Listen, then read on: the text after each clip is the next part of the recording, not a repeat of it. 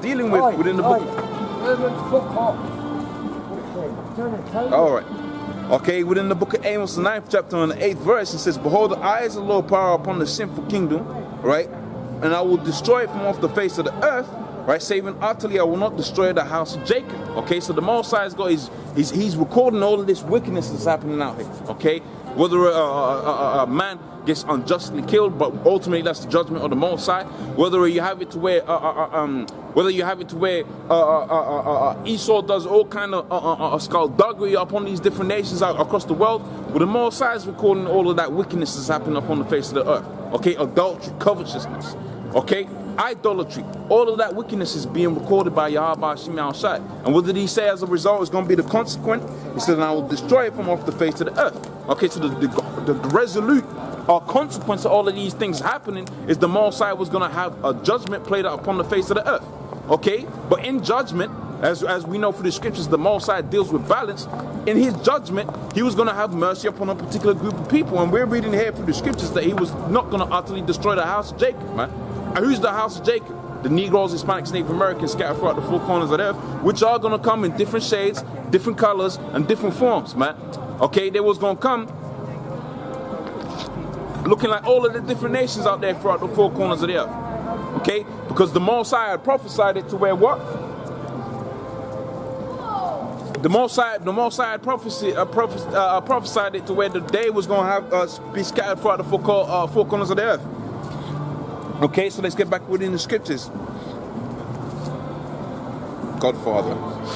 Okay, it says, "For lo, I will command, and I will sift the house of Israel from among all nations like corn is sifted within the sea." Sift. So here it is, you got it to where the destruction's coming about. Okay, it's being set forth into motion, and at the same express time, the Most High is setting forth a chain of events by which he's going to have mercy upon his men. Okay, you got it to where the prophets are teaching. Okay, you got it to where the people there taking heed to the word of Yahweh Shem Shai. Okay, and they ultimately, those were going to be the instruments by which the Most High was going to have mercy upon these people. Now let's flip into the book of Isaiah, the 14th chapter, right quick, and then we'll go back onto the book of Amos, the 9th chapter. Okay, and then we'll go into the book of Ezekiel, the 36th chapter. So it says, "For the Lord, right, will have mercy on Jacob and yet choose Israel in their own land. Rathermore, will yet set Israel in their own land." So here it is, the scripture saying that the Most High will yet. You okay there? Yeah. Okay. Do you believe in the scriptures? Yeah. Yeah. All right. Okay. Let me ask you a question. If you believe in the scriptures, okay, who is the Lord gonna save when World War III comes here? All the righteous people. All the righteous people. That's correct enough. Okay. Who are the righteous? All those that believe in God. That's not true. That's not biblical.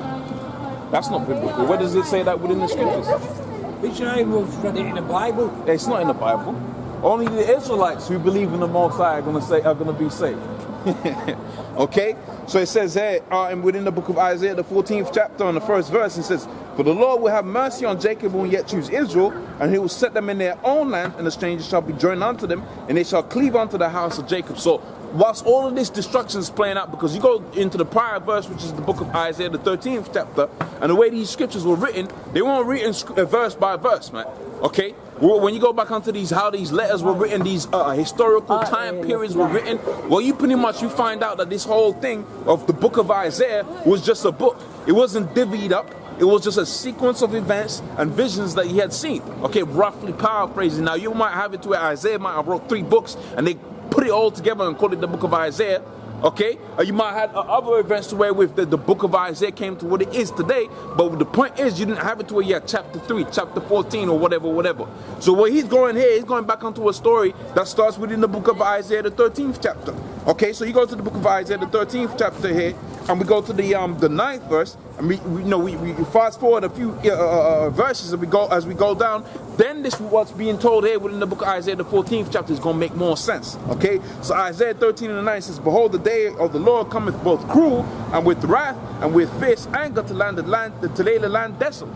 And what land is he talking about? Talking about the land of America, talking about Britain, all of these different countries that make up the beast and the instrument by which all of these nations have been, really Esau has been putting hell upon these different nations, man. And we're going to read that within the book of Isaiah, the 14th chapter too. You see within the book of Isaiah, the 14th chapter, the Esau's just putting hell all across the whole earth, man. All of these nations, whether you're talking about the Persians out there, which is the Iranians, you're talking about the Indians out there, which is Elam, you're talking about the Moabites out there, which is the Chinese, okay, or the Japanese, which is Ammon. All Esau has been putting hell upon all of these nations. That's why you have a thing called trade wars, man. Okay, that's why you go to where you go out there within Primark, you go out there within different shops, you go to where you can get good, so-called good clothes at a very ridiculously cheap price, because Esau, through his beast system, has put these nations in captivity, man. They're in slavery out there. Okay, you go out there into parts of India, them kids out there are in slavery, man. Okay, so that you can have cheap good clothes, okay? But somebody always has to be in a position of slavery for somebody to be in a position of rulership. We're just arguing the fact that Esau is trying to go about hiding it.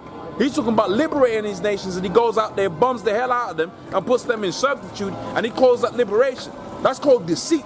And that's why we call this man Satan, because he goes out telling the world that he's the liberator of their world, but he's the one that puts them in chains, man. See, when we have it to where we're in power, we're going to put these nations in chains, man. And we're not going to be deceptive about it. We're going to tell you, the scriptures tell you that we're going to have you in chains, man, so that we can have good, cheap clothes, okay, good, cheap dainties, if you will, okay, because somebody has to be in captivity for somebody to be in a position of rulership. That's just the fact. So going back onto where it says there within the book of Amos, Isaiah the 13th chapter, and the 9th and the 10th verse, it says, "For the stars of heaven and the constellation therefore shall not give forth their light, and the sun shall be darkened in his going forth, and the moon shall not cause her light to shine." So when you have it to where these ICBM nuclear missiles hit, you're gonna have a big dust cloud that's gonna go up into the sky, right? So you ain't gonna be seeing no stars, you ain't gonna be seeing no moon, no sun. You're just gonna have that what's known as a nuclear winter.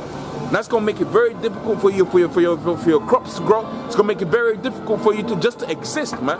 Okay? And a lot of people forget about the so-called the consequences that come about with having it to where you go no running water.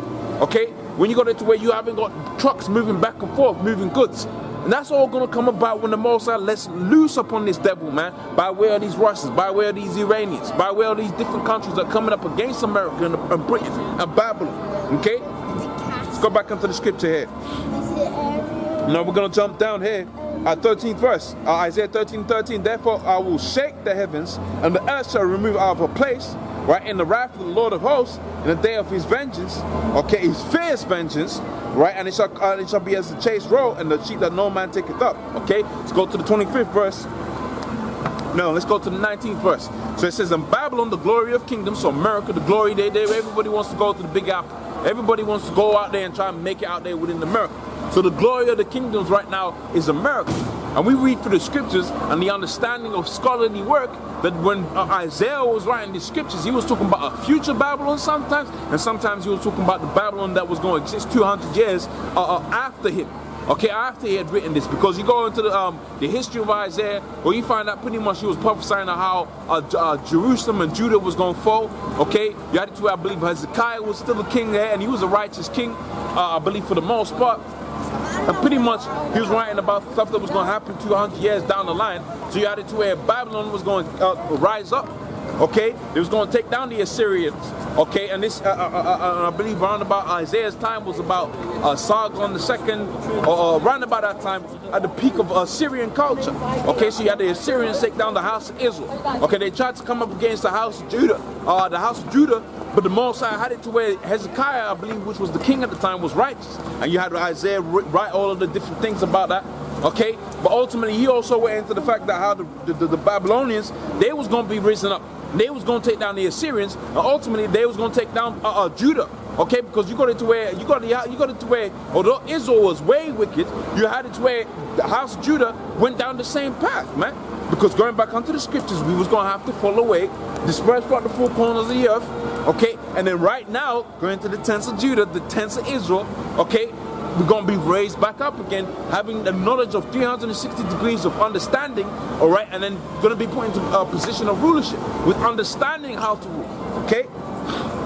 So the 19th verse says, "Babylon," which is America, right, "the glory of kingdoms, the beauty of the Chaldees' excellency shall be as when the Most High overthrew Sodom and Gomorrah." So when you had it to where Sodom and Gomorrah was overthrown, you had it to where it was utterly uninhabitable, okay?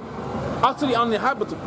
Okay, that's right. Okay, so you had it to where it was utterly uninhabitable. It was just that desert wasteland. And when you go to the when you go onto the site where with Babylon existed, okay, the city Babylon, that where with Nebuchadnezzar and all of that had built up and made up, you find out pretty much that's modern day Iraq, and that's habitable right now. But what you're gonna read about here within the book of Isaiah, the 13th chapter, you're gonna read about an inhabitable place. In other words, a place where you can't live because you got into where the smoke's gonna burn forever.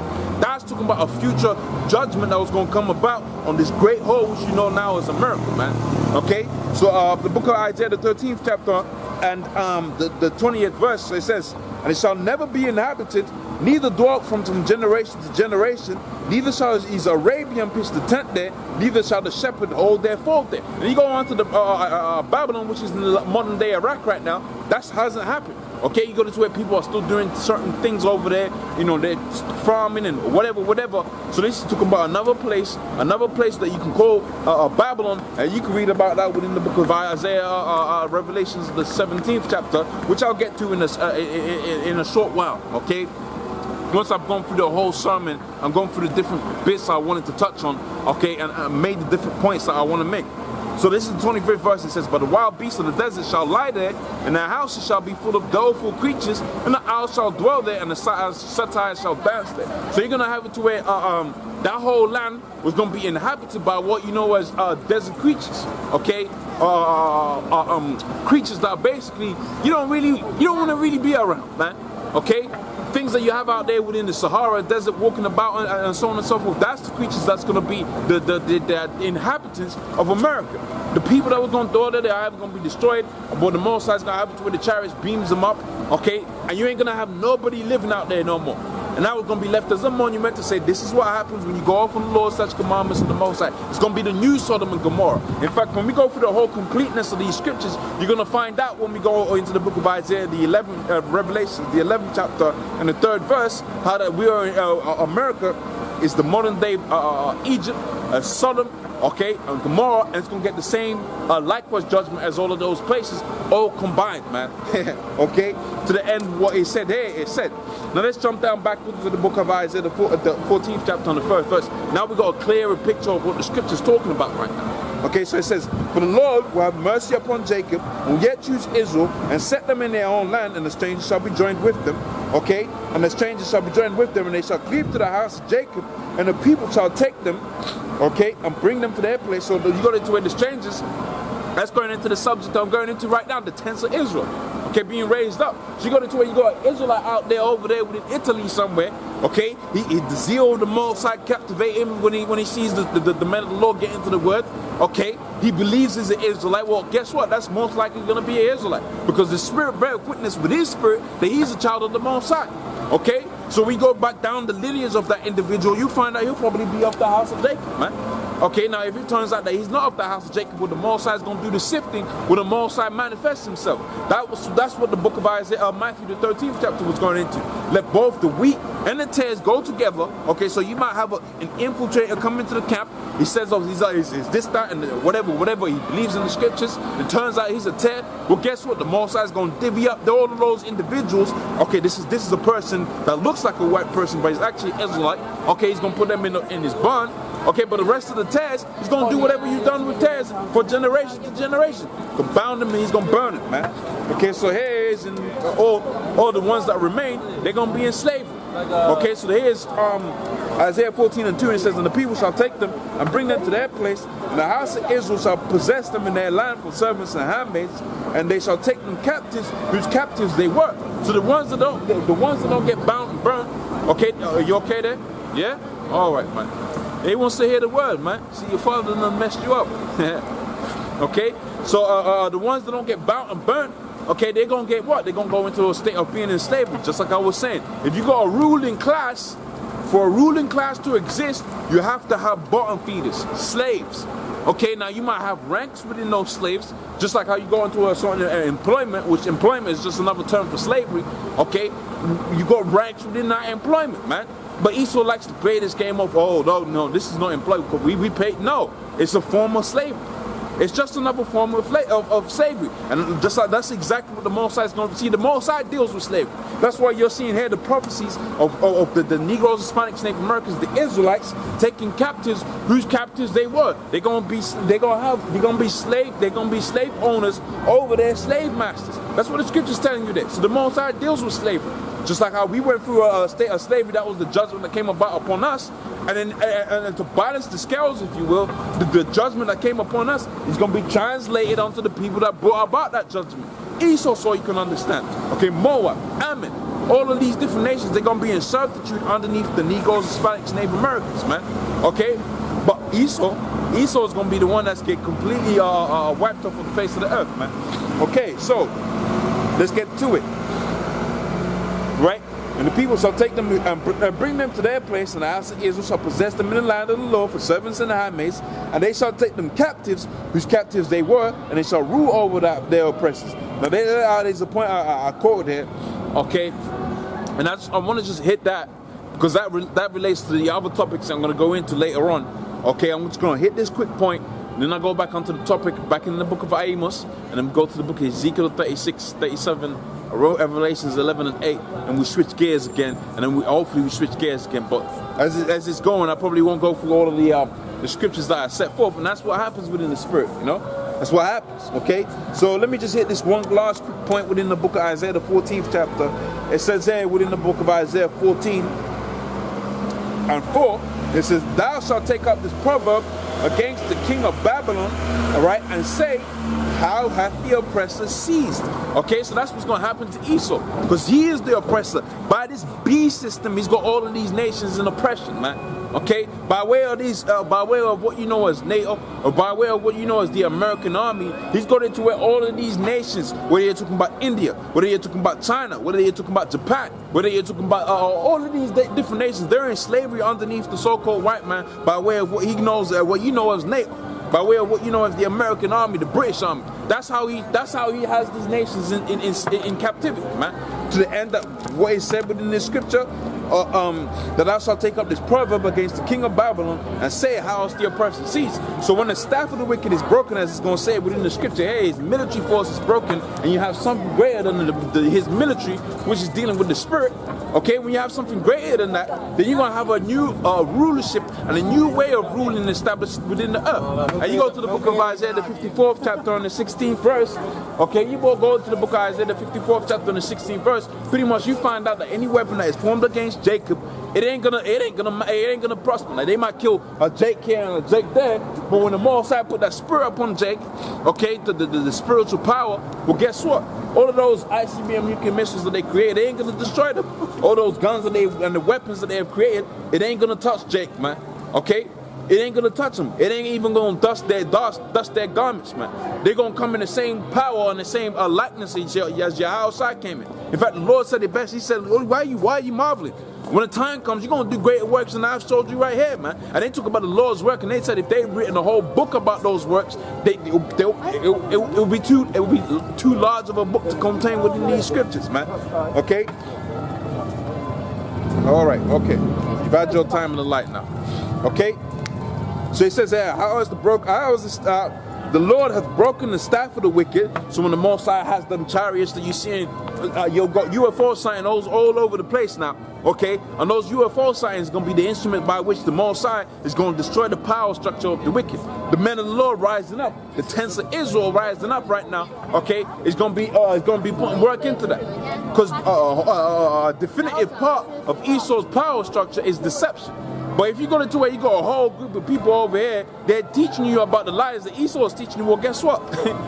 that power structure is going to break apart. He was going to have to do something rash to reestablish himself. And that's where the time of Jacob's trouble comes into play, because the time of Jacob's trouble is all dealing with Jake getting into the fact that they're Israelites. Okay, bringing out dirt upon Esau.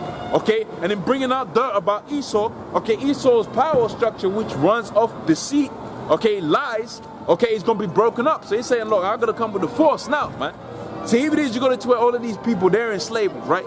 Okay, but they don't know they're in slavery. Now you got another group of people saying you're actually enslaved underneath the elite banking families. Well, people are going to be in uproar. So them same elite banking families is going to have to bring the troops, man.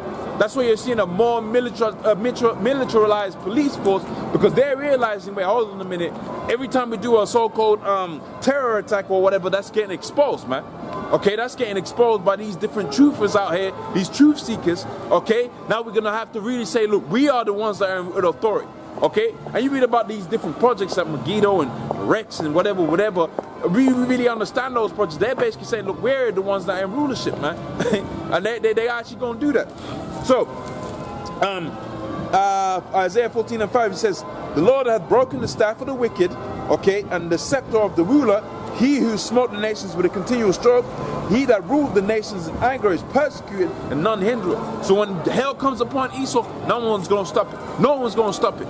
No one's going to stop it. You ain't going to have it vocab, low class Malone with his Kango hat saying, look, you can't oppress Esau, and which he's probably an Edomite. You ain't going to have it that way that happens, man.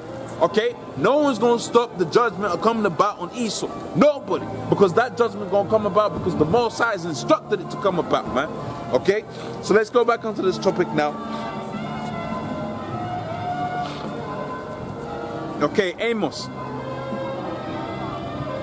Right, Amos 9 and the 10th verse. All the sinners of my people, let's go to the 9th verse. It says, for lo, I will command now sift the house of Israel among all nations like corn is sifted in the sieve. There shall not the least grain fall upon the earth. Okay? So, go back onto the book of Deuteronomy, the 28th chapter and the 64th verse. Pretty much you find out Jake was scattered throughout the four corners of the earth, right? Alright, you can go to certain key points in history to get into that, okay? You're talking about 70 AD, okay, when Titus and all of that, they came up and brought hell upon Jake within Jerusalem, and then as a result, Jake fled out there into the mountains. Well, that's one point that happened within the history. Okay, you go into the time of the Assyrians, where you had it to where the Assyrians under, Sargon II, and his brother, which was Shalmaneser the fifth, okay, or the fourth, Shalmaneser the fourth, okay, they put hell upon, they besieged Israel. And when they had conquered the house of Israel, they'd taken their power,